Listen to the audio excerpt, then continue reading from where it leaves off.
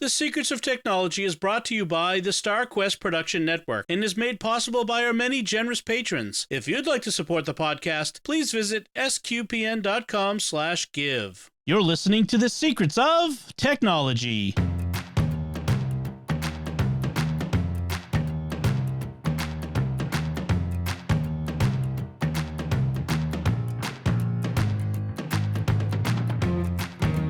Hi, I'm Dom Bettinelli, and you're listening to The Secrets of Technology, where we discuss the technology news that's important to you from a uniquely Catholic point of view. And joining me today on the panel are Father Cory Sticha. Hi, Father Cory. How's it going, Dom? Very well, thanks. And we want to welcome our special guest, Jeff Geerling. Hey, Jeff, welcome. Hey, I'm so happy to be here. Excellent, excellent. So before we talk to Jeff and get to know him a little bit better, for those of you who don't know him yet, I want to tell you about another show on the network that you are sure to enjoy called Let's Science. You can check it out. It comes out every 2 weeks, and you can check it out wherever fine podcasts are found or at sqpn.com/science. So, Jeff, I welcome to Secrets of Tech again, and I'm so glad to have you here with us because you have a long-term connection to SQPN and what we've been doing here. And I think both Father Cory and I have met you more than a decade ago at a Catholic New Media Conference, more than one, put on by SQPN. So tell us a little bit about your connection to and history with SQPN. Yeah, so I think it was 2009 was the first one I went to in Boston. I don't remember if that might have been the first one or that was either the second or third one. Okay. Yeah. Yeah, and it was amazing back then because I always like to tell people, especially people not in the church always seems to be at least 5 to 10 years behind society in terms of where it is in tech adoption. And at that time, that was like we were getting to the front of the curve all of a sudden. There was a lot of excitement, a lot of buzz, because Pope Benedict had been talking about engaging with the sphere of the internet, basically. And there was a whole kind of generation of Catholics in the archdioceses trying to bring this new evangelization to the online sphere, to Facebook and Twitter and all the other new social media platforms at the time. Nowadays, we're a decade into this and it's all over the place. But back then it was kind of the sky was the limit. Everybody was experimenting, and SQPN was, in my opinion, kind of the central hub, at least in the Northern Hemisphere, Western world.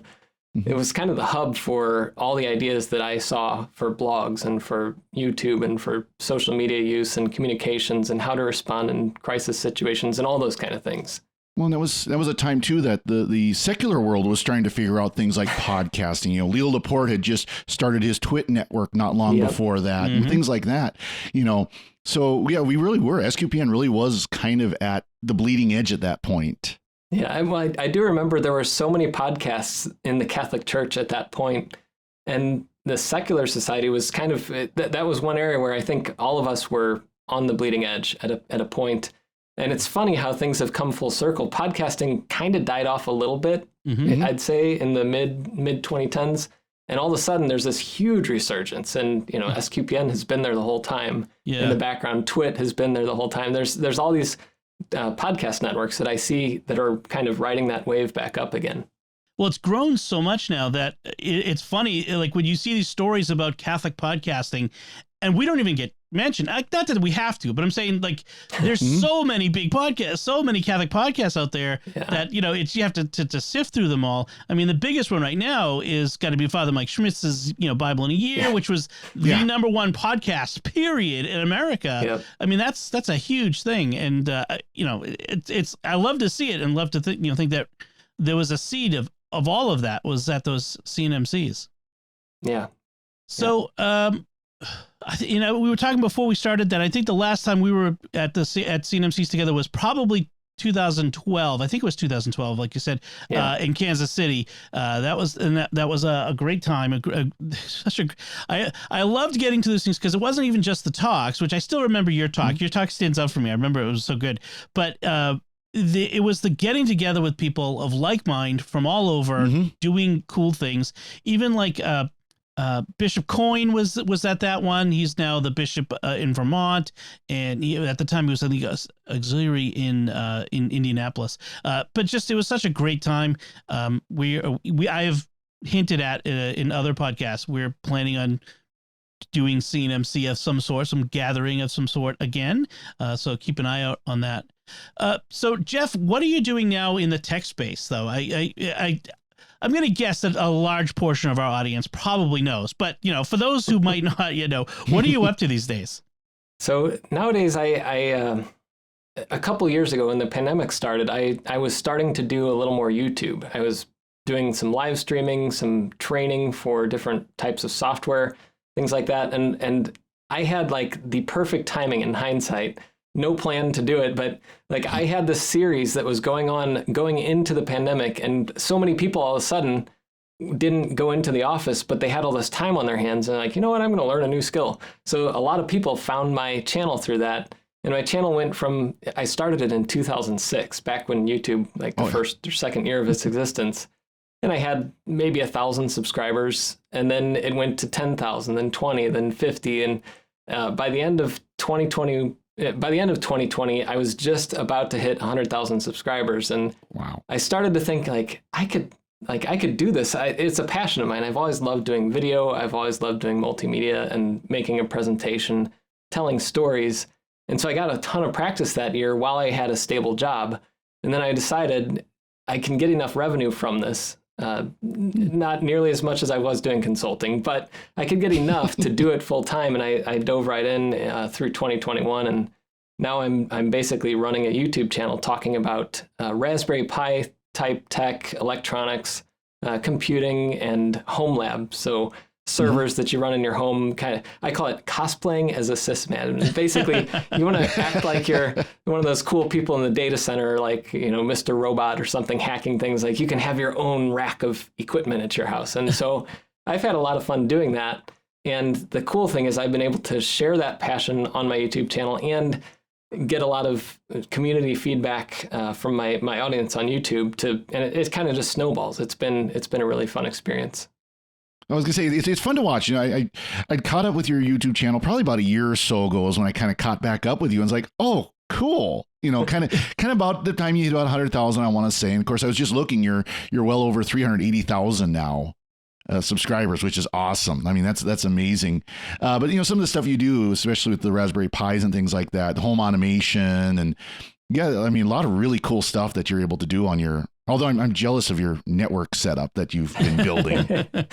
Yeah, I have some fun upgrades there. One of the latest things I did was I deployed a petabyte of storage. A petabyte, for those who don't know, is 1,000 terabytes. And if you have 1,000 terabytes of anything, that's a lot of data. Yes. I will not fill up that petabyte anytime soon, but I have the ability to if I wanted to. Well, and for those who haven't seen it, not just did he deploy a petabyte of storage, but he did it with a Raspberry Pi, which is a very low-end piece of equipment. Yes, it's like hauling an 18-wheel trailer with like a Prius. It's challenging but fun, and it lets me stretch my mind and also share with the audience some of that passion for figuring out new ways to use tech that might not have been done before. Yeah, you've kind of become known as someone who does these. I don't want to say crazy, but these off the wall sort of projects where you try to see, it's sort of, it kind of reminds me like not a Mythbusters, but kind of like stuff those guys would do is they would take something and they would see how far it can go with it. I mean, Adam Savage kind of does that on his YouTube channel in other areas. But so what's the goal behind doing these crazy projects that you have with Raspberry Pis and stuff? For me, there's two goals. One is to learn. I love to learn new things and see where things can go. The other one is to educate, because I've always secretly wanted to be a teacher, probably high school or college or something, but I've never, if you're a teacher, you don't make enough money to, raise a family well. It makes it very difficult. Yep. All the teachers I know, they do such great work and they sacrifice a lot, because I've never found a school that can pay the amount of money that teachers are actually worth. So I've wanted to educate, but the cool thing that I found was I can educate in these, 10 to 20 minute videos on YouTube in a way that I would want to in a classroom, but also in a way that can reach a much broader audience. almost 70% of the audience on my YouTube channel is not in the USA. It's in Canada, Germany, Netherlands, India, all over the world. And so the audience is a global audience. And it's helped me to see a lot more people and find a lot of opportunities that I would have never had, if I decided to work here in St. Louis. Are you doing this full time, the YouTube channel? Yeah, it's full time now. And so the two things that I'm basically earning enough income to live on is the YouTube channel, and I have some books. The books I started writing in 2014. I had a bucket list goal of writing a book, and then all of a sudden it was writing 4 books now, and 3 of them aren't yet finished, but they're kind of finished, and I can sell them since I'm self-publishing, and I can make enough from that to supplement the income from YouTube. Awesome! Wow, that's fantastic to hear. So you, in addition to your main channel, did you recently start a secondary channel with your dad, or? Yeah, just a few months ago. So my dad is my inspiration for all this tech stuff. When I was a kid, he would bring home parts for a computer. He would never help me do everything. He would give me stuff. He would be like, "Here's the breadcrumbs. You go down that trail and you figure it out." And that was huge for me. It helped me to learn that it's not about getting the fish. It's about learning how to fish. And so you learn how to debug a problem or how to build something that isn't working yet and take these parts and put them together. And that molded my mind to the way that it is now. But he is now working for a Catholic radio station here in St. Louis, a radio network called Covenant Network. And through that, oftentimes I'd help volunteer. I'd help him to install some new equipment or do something there. And I was thinking, I have this stuff with the Raspberry Pi and with all this other computer type gear, but he has this great mind for radio and for faith and a ton of knowledge that, it'll take me 30, 40 years to gain the type of knowledge he has for some of these things. So I wanted to see if I could find a way to work with him on some videos. But if I put them on my main YouTube channel, YouTube is kind of weird in the way the algorithm works. If you put videos that aren't specifically related, it can really sink your channel. So I started a new channel called Geerling Engineering with my dad. And he and I will do some projects at the radio station. We have plans to go up and visit my brother, who is, he runs a lab up at the University of Iowa. And they're using a Raspberry Pi to measure they call them nose pokes for rats, to get the rats to want to get heat to live. So they have this cool little enclosure that they built, and one of the dads of one of his grad students helped him with it. So we're going to go up there and do an interview and talk about that. So we get to explore a lot of other things that wouldn't fit on my main channel, but it's also super fun because, I love my dad. He's been such an inspiration for all my work and pretty much my whole career. And it's really cool to get to work directly with him on this. Cool. And your faith kind of, because your dad works for a Catholic radio network, the faith kind of comes in that way. I mean, how else does your faith play a role in this? So this is the fun thing about being a tech YouTuber. In the tech YouTube space, being a Catholic is not something that molds with the standard. And it's a fine line to walk, because I obviously can't come out and say certain things that I want to say. And I've held my tongue many times on social media, or even in private chats with other people that are in the same space that I'm in. And I treat it the same way as any job. Like, if you're at work, you're not going to bring politics and religion into discussions unless it's absolutely relevant, because that's just, you're not going to do that. So I treat YouTube kind of that way, especially my main channel. But we've been able to, show that we're working for Covenant Network and we're working in this space that has some religious imagery and things. So for me, I try to do it a little more subtly, and I don't want to get into too much hot water there. But I think that is one of the biggest challenges for somebody that works in a space that's so secular, to figure out that balance. Because sometimes I do feel like, I am a voice that is Catholic in this space. And how can I use that voice in a way that can help other people's lives? While at the same time trying not to make the voice be muted, because that's kind of what happens to a lot of the people that I know in the space who do raise their voices beyond, the very minimal level. It's a sad reality there.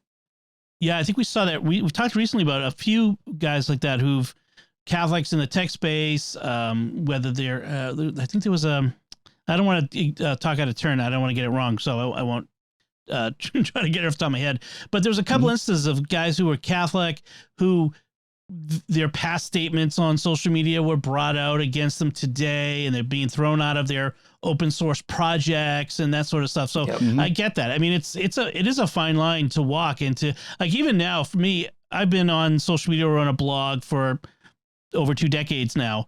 I was much more vocal when I was young and fiery. I'm old and the fires have died down a bit, but I'm also a little less, I'm a little learier of throwing volatile statements out there. And, you know, because frankly, on one hand, I'm not sure it does any good to get into fights online. I don't think it does any good, frankly. But also, you know, this is the old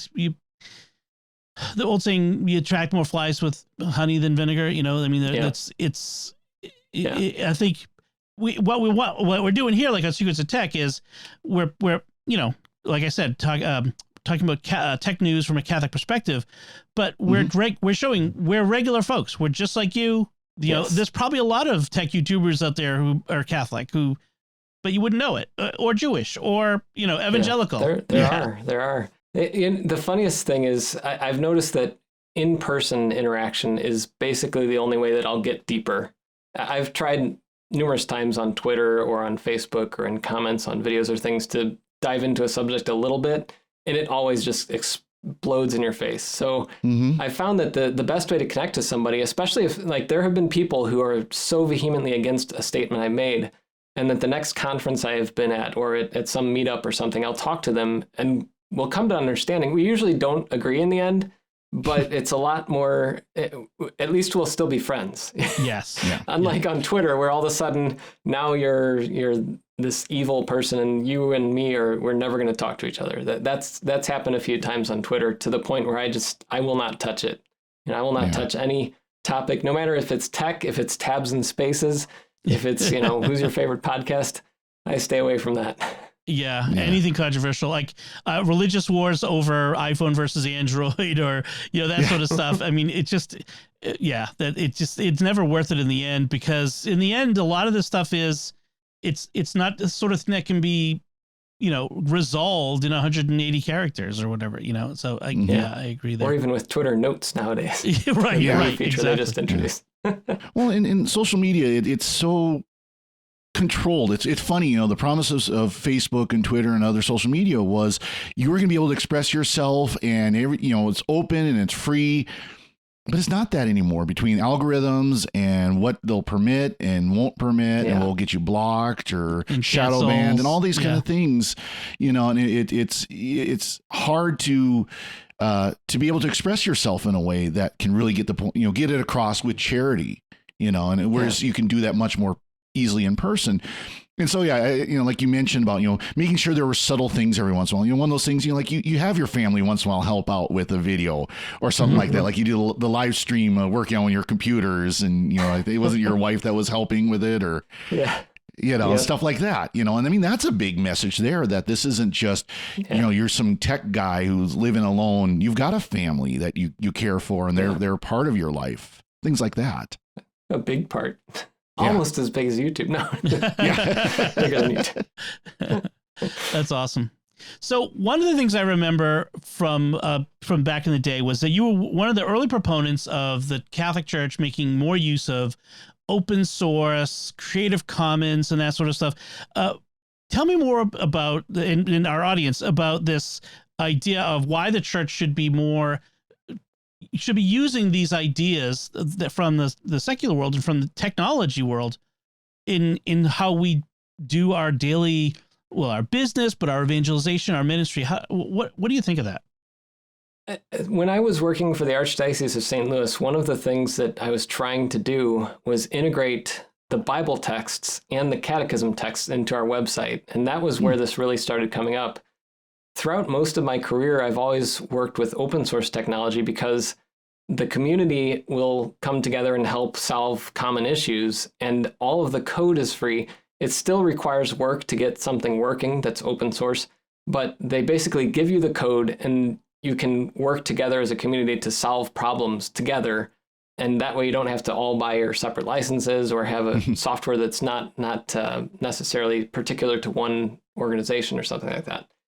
And the same thing applies a little bit in terms of copyrighted works. So what we wanted to do was put the texts onto our website and integrate them into our app. I talked with the USCCB about that. I found out that some other dioceses were also trying to do the same thing at the same time.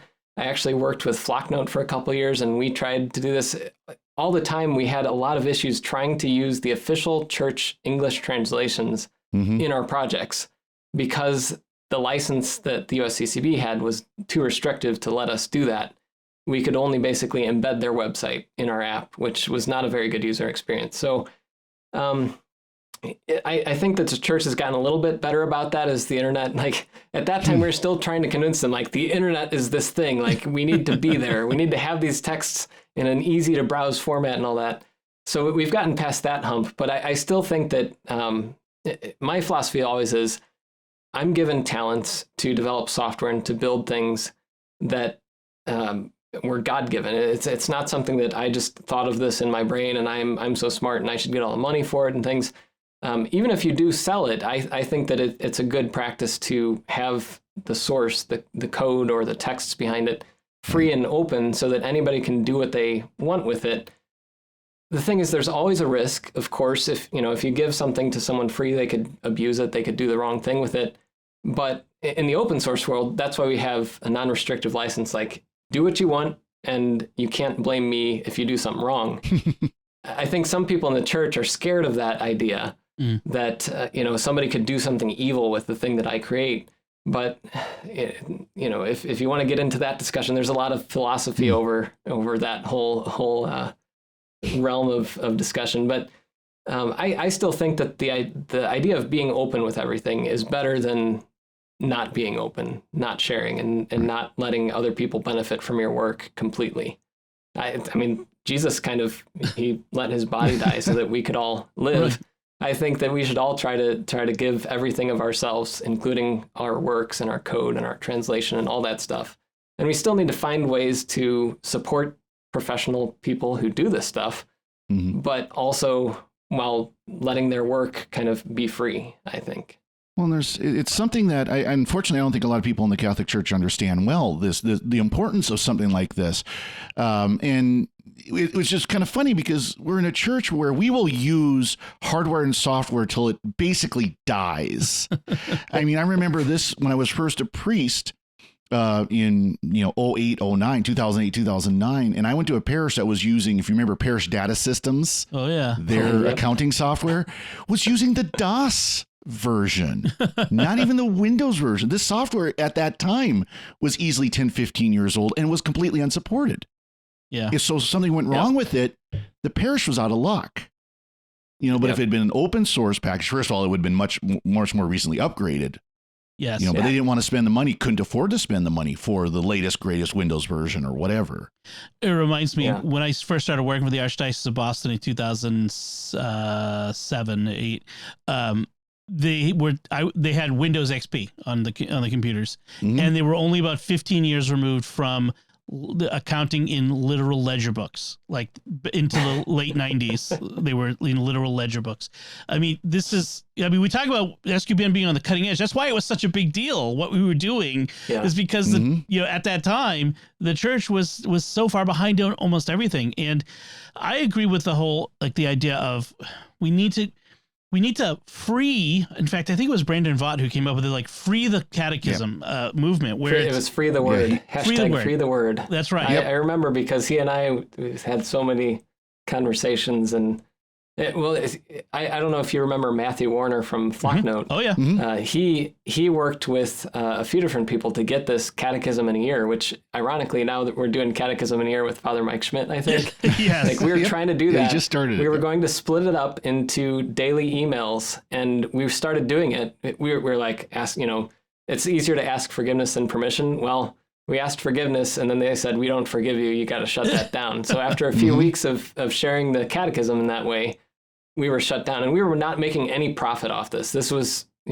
taking a loss because we had a few 100,000 subscribers.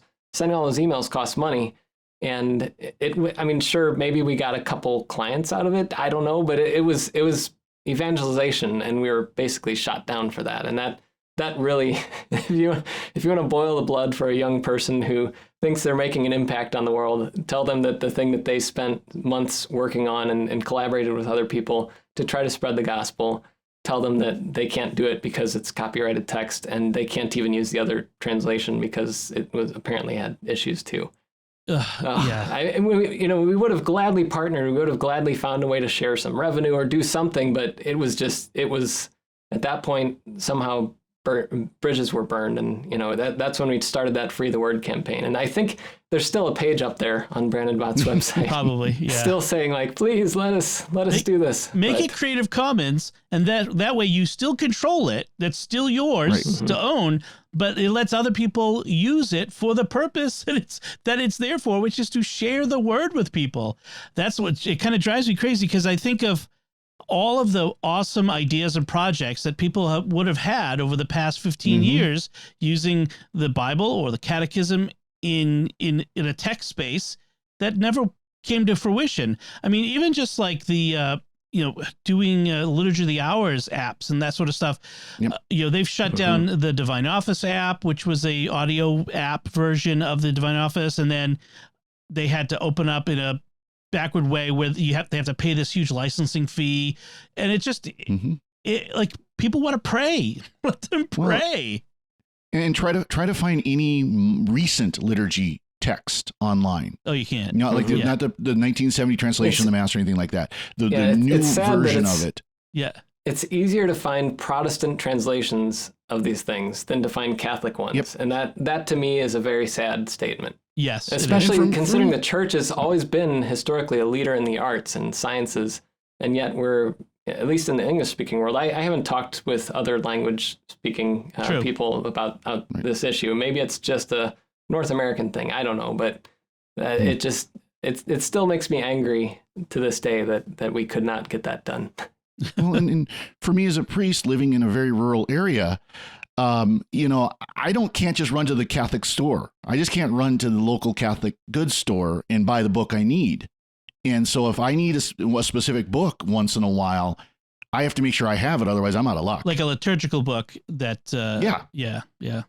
Everyone's father is just to let the audience know, every once in a while, father's on Starlink, and we have the Starlink pause. Which Jeff, are you still using Starlink? I know you tested it out. So I finally delivered Starlink to my cousin who's rural. She's on a farm in mid-Missouri.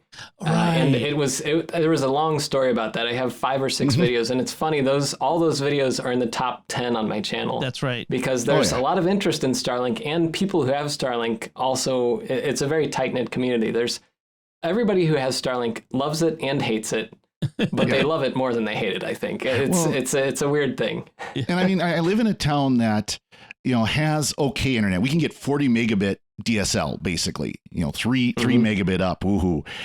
Starlink is head and shoulders above it, and so, but as you see here, I will occasionally have pauses between satellites or signal or whatever. Satellites whizzing by.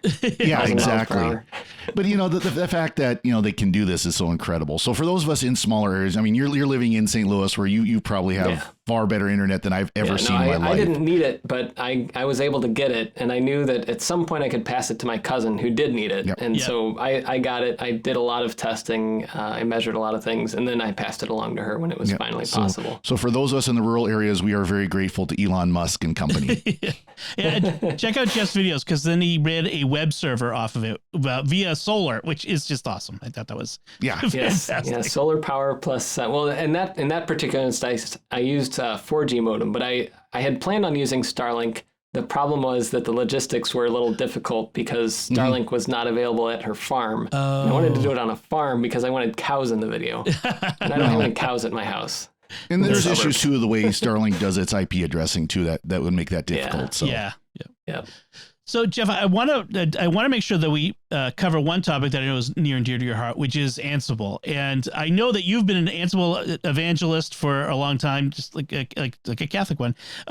Tell us about what is Ansible, who's it for, and how do we learn more about it? So Ansible is if you have never read Ender's Game, you might be like, what, Ansible? I don't even understand the term. In the book Ender's Game, an Ansible was a fictional device where you could basically have an Ansible. It would be a thing in front of you, and it would communicate with another Ansible way across the galaxy, anywhere in the universe, instantly at the exact same time.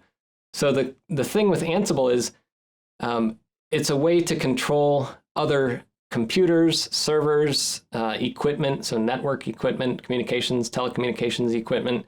Even things like phones can integrate with Ansible, but practically anything that has the ability to connect to a network can be controlled with Ansible. And so you have something that you write called a playbook, and in your playbook, you tell Ansible what to do to all these devices that you manage. So it could be things like updating them or installing something on them or configuring them. Or I have a whole book called Ansible for Devops. If somebody is interested in learning about it and automating, like in this book, I talk about how I automate my Raspberry Pis. I automate my Mac, my laptop and my Mac Studio that I have. I run Ansible to set them up for me. So when I buy the Mac, and I've done this a few times now, it saves so much time, but you have to be a total nerd like me to do it. When I buy my Mac, I bring it in and I run the script on it, and it does everything. So I get it out of the box and I install Ansible and I run the script. And then after about 3 hours, my entire Mac is set up 100% with all my files, all my software, every bit of configuration, and I can get going. And the cool thing for me is, like, I have bought a new Mac in an emergency a couple times. When you do that, you might not have the time to wait for a 12-hour time machine restore or Backblaze or something. So for me, it's been huge. Nowadays, it's a little bit more geared towards the enterprise because Red Hat bought Ansible and then IBM bought Red Hat. And anytime IBM buys somebody, they become a little more enterprise and less individual. So when I started, it was a very small thing. The community was a lot smaller, but it's grown to be a very huge thing. But you can still do almost everything that you could do in 2012 when it was founded. That's awesome. And it's just been a lot of fun for me. Just thinking, I know what Dom's going to do now because he's another one that his Mac has to be set up a particular way, with his particular plugins and everything. I love automation. My playbook for that is called Mac Dev Playbook. If you search for it, you'll find it. Okay. I love automation. I'm a Keyboard Maestro and Hazel and all kinds of stuff like that. I think Ansible might be the next automation system I dive into. Yeah. Awesome. I spend more time saving time with automation, which a lot of people in automation do. Yeah. So I wanted to kind of wrap up this part of our show with just throwing it out to you. What are some of your favorite geeky? You've done some crazy geeky projects like the Petabyte Pi, and you recently did a few other videos on some interesting Raspberry Pi stuff. What are some of your favorite geeky projects you've done? So one of the funnest things I've done in the past couple of years now is in high school, I took art and I did sculpting and painting and drawing and things. I sculpted a bust of my grandpa because I respect him a lot. He was an awesome guy. He passed away 10 or 15 years ago now. And so that bust was like the thing that we had to remember him, but it was made of terracotta and it was like 30 or 40 pounds. It was a big bust, and I got it back because then my grandma moved in with my parents and all that. So I had this big bust sitting there. And after my grandma had died, I was like, do I really want this heavy bust? But I don't want to get rid of it because I love him. And, it was a good art project and stuff. So I found out after I emailed my family and said, hey, does anybody want this thing? One of my cousins was like, well, why don't you 3D print it and like scan it into the computer? And I was like, I never thought of that. So that led me down a rabbit hole. I got a 3D printer. I learned how to do something called photogrammetry. I can't even say it. Photogrammetry. Where you take a bunch of pictures. You take pictures of an object, turn it into a 3D thing in the computer, and then you can do whatever you want. You can modify it. You can print it. So I have my little 3D printable grandpa. We even made him into a keychain. And some people would think that this is not a respectful thing, but we also put him on top of a ketchup bottle. And he loved ketchup. That was one of the things he was known for. He had a shirt that said, I put ketchup on my ketchup. And when he was in Italy, where ketchup is like evil, he asked every waiter and waitress, do you have ketchup that I could have with this? And, so he was legendary for that. But it was a fun project. I got to learn 3D printing. I learned photogrammetry, a new thing I had never tried before. And the funny thing about this was I made a video on the YouTube channel, and I poured a lot of love into that video. And it is one of the worst performing videos I've ever made. Oh, man. But I mean, I can understand though. It was more of a sentimental project for me, but that was probably the most enjoyable because I involved my family.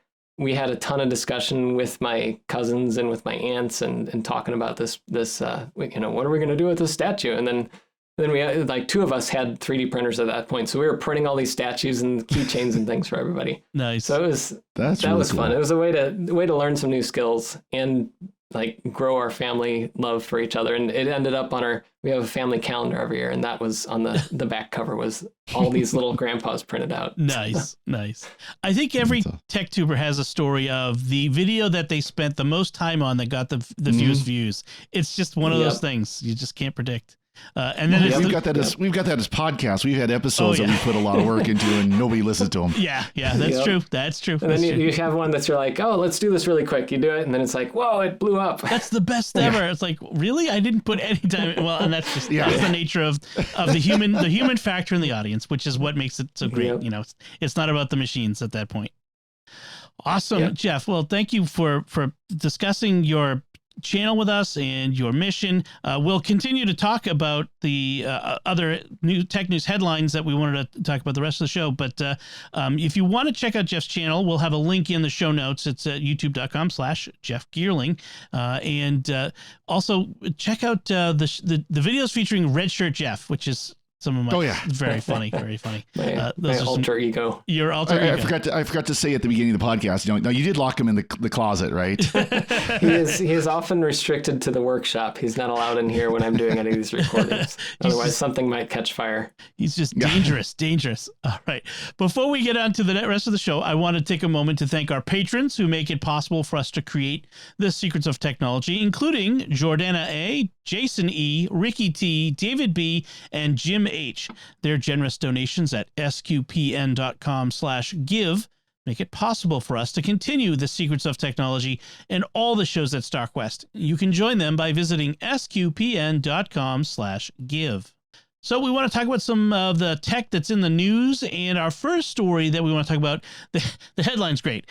It's alive! How belief in AI sentience is becoming a problem. Now, we talked about this issue of the Google AI a few weeks ago called Lambda, where this one Google engineer who professes to be a Christian says that it has become sentient, that this AI is self-aware, it fears for its life, it fears death, and so on. And Google has suspended him, saying like that's not true.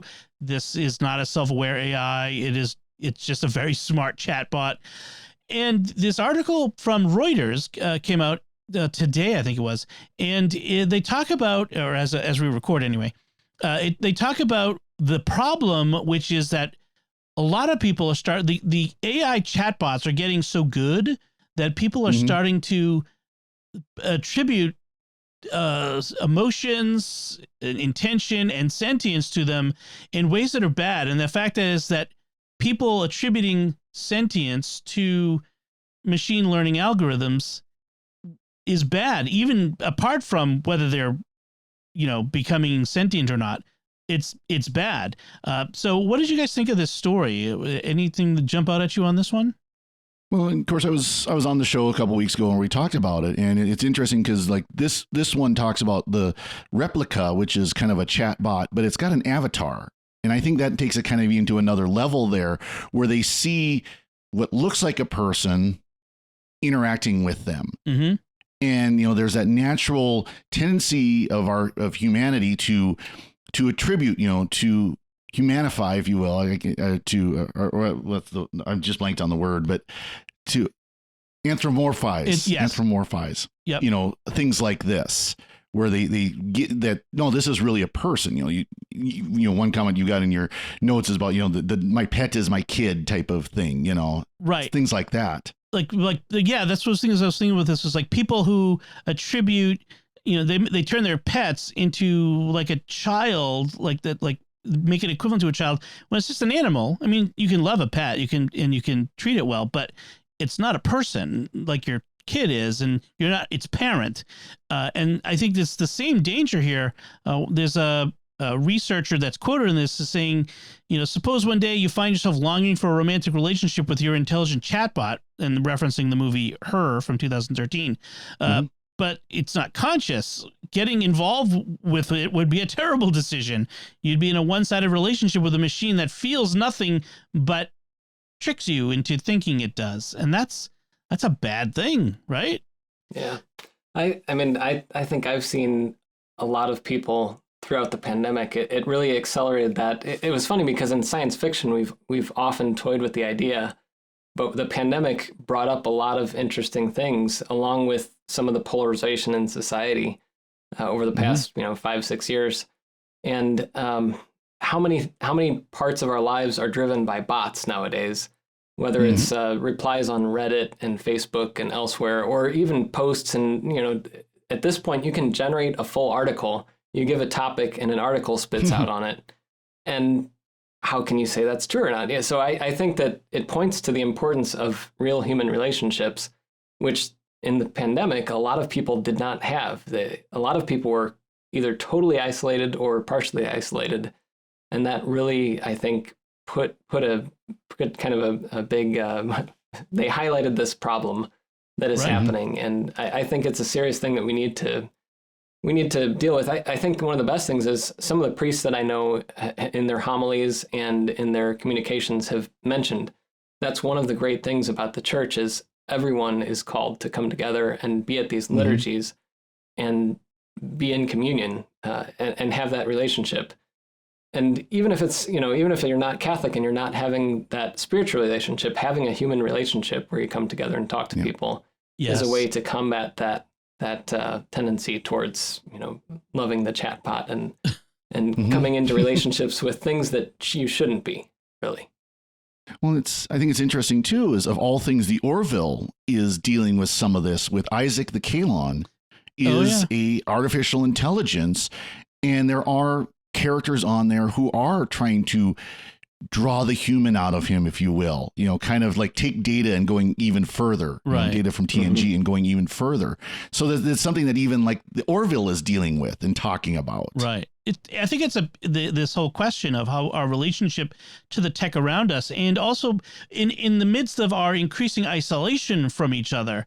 Like you mentioned, Jeff, the lockdown and the COVID lockdown. I mean, it's hard to remember this because I live with a family. I was in connection with people all the time, but there were single people living in cities who were in apartments who didn't leave their apartments for months and had no human contact with people.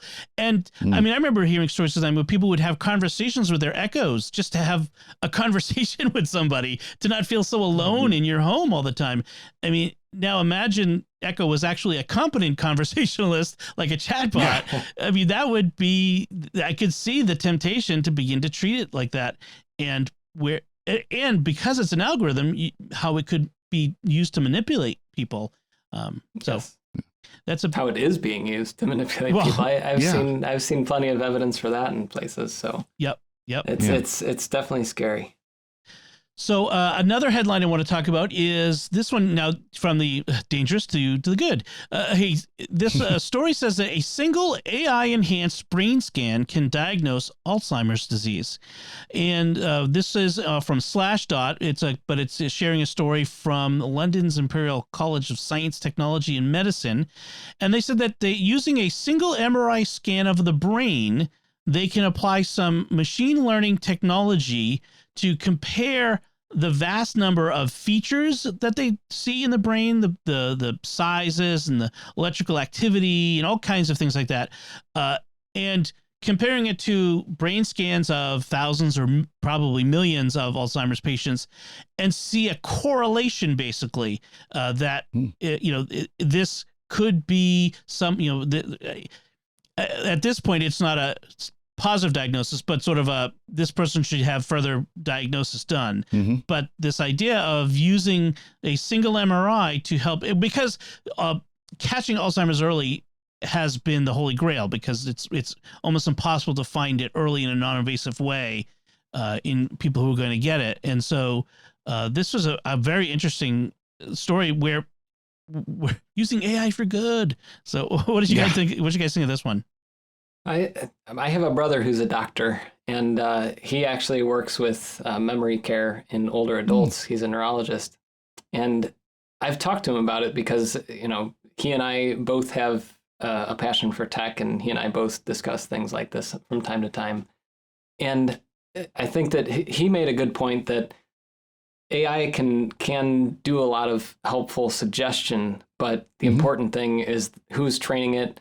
How are we using that data, and who's interpreting it too? Because the AI is programmed by somebody to do a certain thing and look at certain data sets. And we've seen a lot of times that the AI data set that it uses might be biased in some way towards, Western culture brain scans, or towards a certain race or ethnicity or something like that. And so it becomes tough because some people see this and they think, oh, everybody should get this AI brain scan thing done. But from a medical researcher's point of view, it requires a lot more than, it's 95% successful. It's like, well, but, what are all the other things that we could be masking, or what are some things that that could feed into this? And, I think I'm optimistic because it's a cool diagnosis tool, because they've done this for other diseases too. And also seeing different symptoms and saying, like, if you have these symptoms, here's the possibilities. So I think it's cool. I think it'd be a good tool, but I think we're a long way off from having AI give a true medical diagnosis. And that was the point my brother was making, that the doctor is important here. The AI can be a helpful tool, but right now that's all it is. It's a helpful tool. Well, every tool they can put in their toolbox makes it all the better. But I also see that it could be very much to help with research on Alzheimer's, on being able to diagnose it much earlier, like to the point where you're not even really showing symptoms yet. Yeah. And maybe even finding the way to prevent it or delay it. Things like that is, stuff like this can be so helpful for all that kind of thing, and for those of us who have had family members who have had debilitating diseases that have progressive diseases like this, something like this could, make the difference between, 5 years with them or 10 or 15 years with them in the future. But I'll go back to your point, Jeff, which is, I think one of the things that science fiction TV movies and stuff has done to us is we begin to think that our tech should work like that. Like Dr. McCoy scanning somebody, and he's got Alzheimer's disease, and now the scan just does the thing. But like your brother is saying, it's just a tool. It's just like an X-ray is a tool. You need an expert who can take the X-ray and an expert who can interpret the X-ray or the MRI or whatever. And all of those things take a lot of work. And we've talked many times about the problems of AI and machine learning data sets and the implicit biases, and it's the data garbage in, garbage out is the old saying, right? It's only as good as the data you're putting in. So yeah, it's well advised to keep that in mind when we see these fantastic stories. There's probably a lot further to go on these things. And by the way, it's not just science fiction. I mean, look at how many of the hospital shows like House. Oh yeah. In 45 minutes he can come in, diagnose it, cure it, and get them on their way. Yeah, and make all kinds of smart aleck comments the whole time. Yeah. Well, you had like police procedurals. I remember the CSI problem. People who work in actual criminal investigation, they'd show up at court and they would talk about DNA evidence, and the jurors are all trained to think that DNA is infallible. And you take a DNA swab, and in 2 days, in a couple hours, not even 2 days, a couple hours, who it is. Well, it's not how it works in the real world. Like they don't actually have fingerprint scanners, where it can roll through a database. There's an expert, a fingerprint expert, who has to literally look at things and compare. And anyway, that's So it's an interesting, the Hollywood problem of technology is kind of interesting.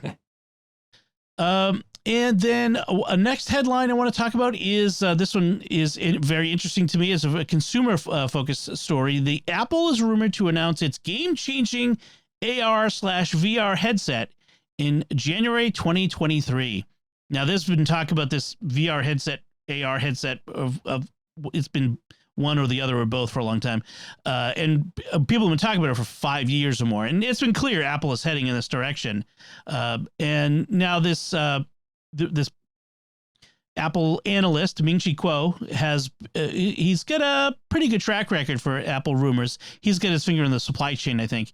He sees all the stuff that's going through the companies that make stuff for Apple. And he's pretty clear that this is coming, and it's going to be, according to their rumors, him and Mark Gurman from Bloomberg, this is going to be better than anything else out there, and it's going to change the entire VR game. What do you guys think? Is this the big thing? Is this the next iPhone? I think back to the iPod and how, there were other MP3 players at the time. I had a Nomad, I think. And, there was the Rio Diamond and all these different devices. Yep. And they were all good, but none of them were great. And then Apple introduced the iPod, and it was crazy expensive, but it was great. Could they pull this off? Maybe. The problem is that everybody back then was like, I love music and I want a way to listen to it. And CDs are not fun at all. CDs were hard to carry around and they skipped and all this stuff. And so Apple, with the iPod, it was a revolution in portable music. With VR and AR right now, there's not, like, if I think of all the people I know around me, there's only a couple that have an Oculus. Mm-hmm. And there's a lot of people that have never heard of an Oculus, nor have heard of this whole idea of strapping something on your head and doing stuff. It's not like as prevalent and widespread. So, I've talked to a few people about this problem, and they're always like, do people really want to put on glasses all day? And I noticed, you're wearing glasses right now. And I wore glasses for years, but it's not convenient if you don't wear glasses, or if you already wear glasses, it's not convenient to put something else on. And that, I think, is the key to unlocking anything in this space. Is you can't just have a better headset or a slightly lighter headset or something. It has to be completely revolutionary. So, right. I mean, I'd love to see them do something amazing, but I have my doubts that it's going to be a revolution anywhere near the scale of iPhone or iPod. Right. Well, and I do wonder with what's out there, because Oculus is undoubtedly the best of the best. I don't think anybody would argue otherwise, but it's not something you see people walking around with. You don't see people around with their Oculus goggles or anything like that going from, like LAN parties, it used to be like LAN parties, instead of Oculus parties or whatever. But so I don't know. And, Google tried the Google Glass, and that was about as non-invasive as you could get, because it literally was like the little glass thing that would just kind of sit in front of your eyesight, kind of off the side a little bit. And that flopped miserably, and other people, Microsoft has tried some and other things like that. It's something I don't know how far it's going to go, and at least in its current iteration. Now, this talks about having the AR capability where it'll actually use cameras to show you the world around you. You aren't just going to be insulated like you were with so many 3D goggles and stuff. But I still don't know. I don't expect to see people walking around with these things running on their face, in their day-to-day lives anytime soon. Yeah, I don't think that this is not anytime soon we're going to have the AR in the world sort of thing. It's still going to be, I'm in a safe space and I'm working, I'm using it at home or or office or whatever, a parlor or something, that sort of thing. And I think one of to what you said, Jeff, is I think one of the things that holds it back is not only are there people who just don't know anything about AR VR, but there are people who know about AR VR, and what they know is negative. Like, a lot of people have this very negative idea of what VR is, and a lot of the recent news around VR has been about harassment in the VR spaces, and I think there's built up a very negative sense about it. So Apple is going to have a very high bar to get over for this to be a very successful product. They're going to have to tell a good story and really convince people. And Apple's good at it, I'll admit, but it's going to be hard for them to convince people. Yeah, it's a space that I think people are always wowed initially, but all the details matter. And even with the cutting edge best tech, if you paid $10,000 for the best possible screens and things, you're still going to have lag. You're still going to have issues with resolution.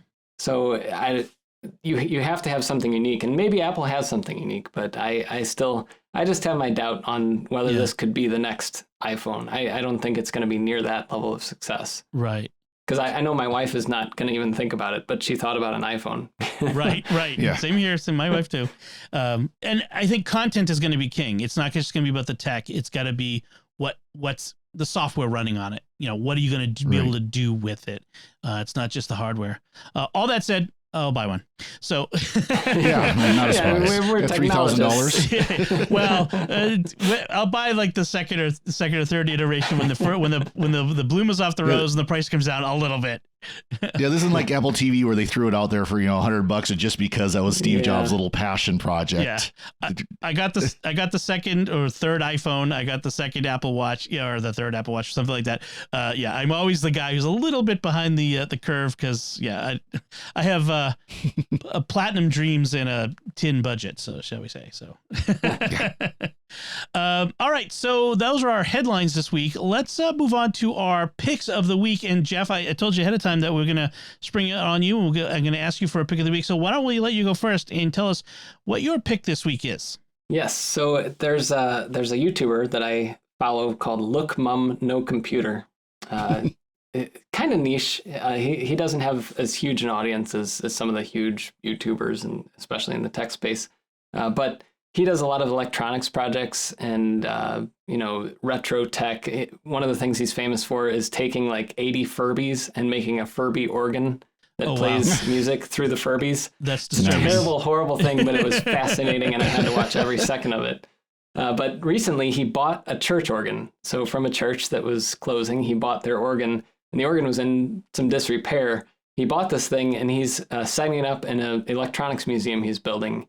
And he's on episode 3 right now. And what he's doing is he's refurbishing everything, getting it all working again, and putting in some new hardware for control so he can do some more fun things and have lighting on it and all kinds of stuff. So organs have always fascinated me. And in St. Louis, we have the Cathedral Basilica with many ranks, including pipes that are bent that are like 40 feet long.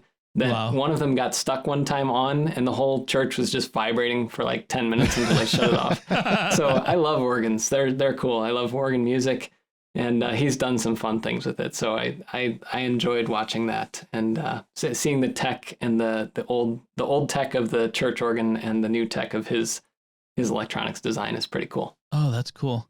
Yeah, the cathedral in Boston has the hook and something organ, which is just gorgeous, beautiful. They've recently renovated it, but I love organs too. So I'm going to definitely check this out, and this is right up my alley. Yeah, I watched this video earlier today, and it's so cool to see where you can pipe a MIDI file through it. And of course you can play with like a regular MIDI keyboard, or you can just throw a MIDI file at it and it will play the organ. That's awesome. Yep. That is so good. All right, Father Cory, what's your pick this week? So my tech geekery is more the retro scene. And I grew up with the Commodore 64. That was my computer throughout much of my childhood. I played games on it. I did homework on it, all that kind of stuff. Well, at the end of the Commodore 64's run, Commodore wanted to keep going on with the 8-bit computers while they were developing the Amiga, while they also had the Amigas. These were meant to be kind of like the Apple II GS was to the Macintosh, that kind of relationship. That's what they wanted with this computer. So they developed a Commodore 65, and they were in the process of making it, and they developed some prototypes that when Commodore went bankrupt and was sold off, these were sold off. So it got into the private market, and private collectors started getting these Commodore 65s and getting them working and playing with them. Well, eventually they got enough information about them that they developed a whole new version of the Commodore 65. And this has been a 5-10 year project. This has been quite a long project called the Mega 65. And it just in the last year now they've released it. And it's basically kind of a 21st century version of what the Commodore 65 was supposed to be. So there's a lot of similarities to the Commodore 64, including a Commodore 64 mode. You can play all the old Commodore 64 games, all the Commodore 64 apps, but then it's got its own setting where it's got a lot more memory, a lot better graphics capability, a lot more sound capability. And the Commodore 64 was known for its sound at the time. Well, this increases that.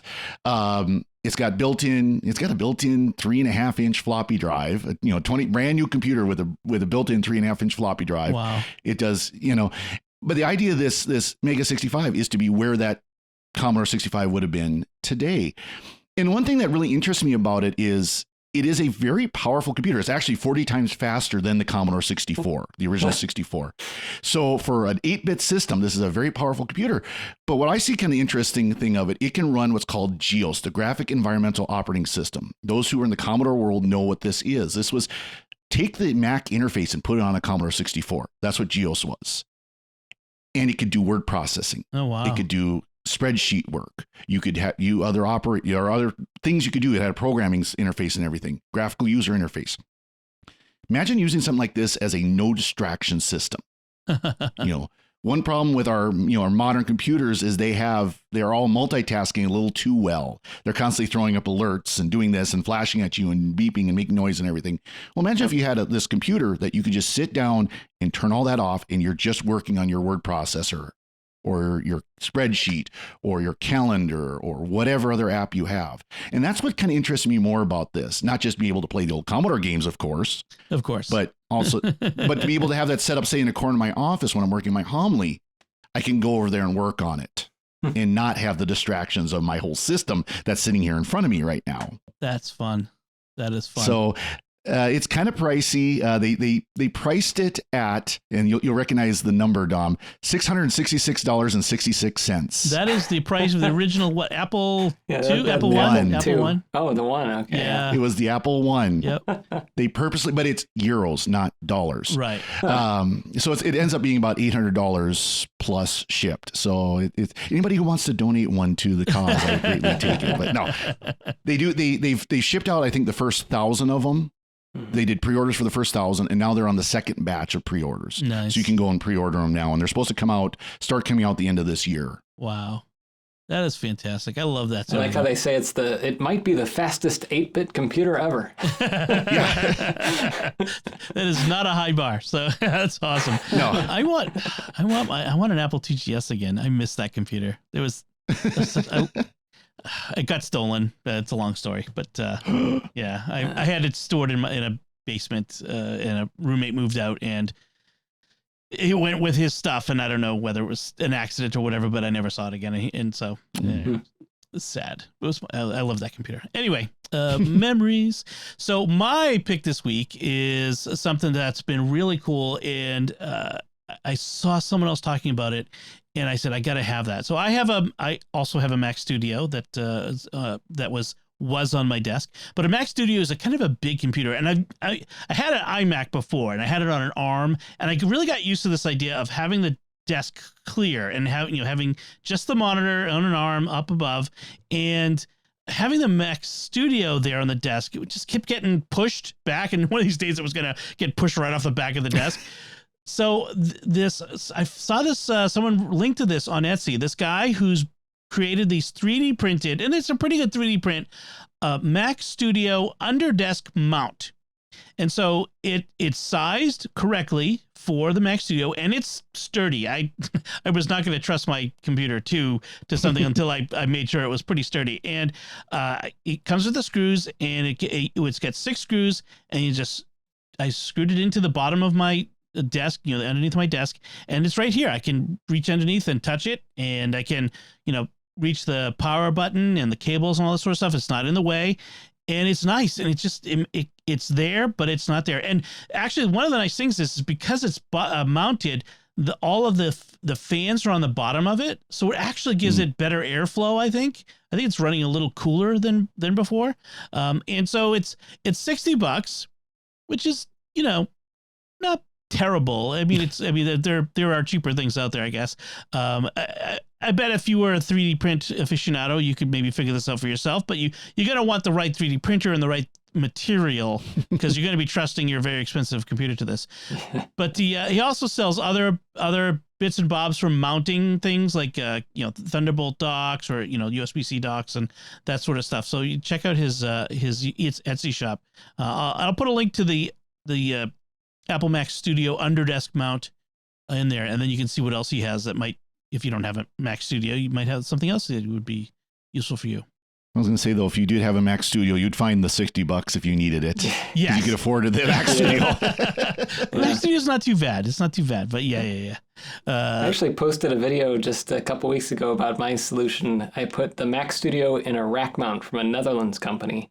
Right. So the Mac Studio is on the left and my Mac Mini is on the right, and I'm running Linux on the Mac Mini using a thing called Asahi Linux. Yes.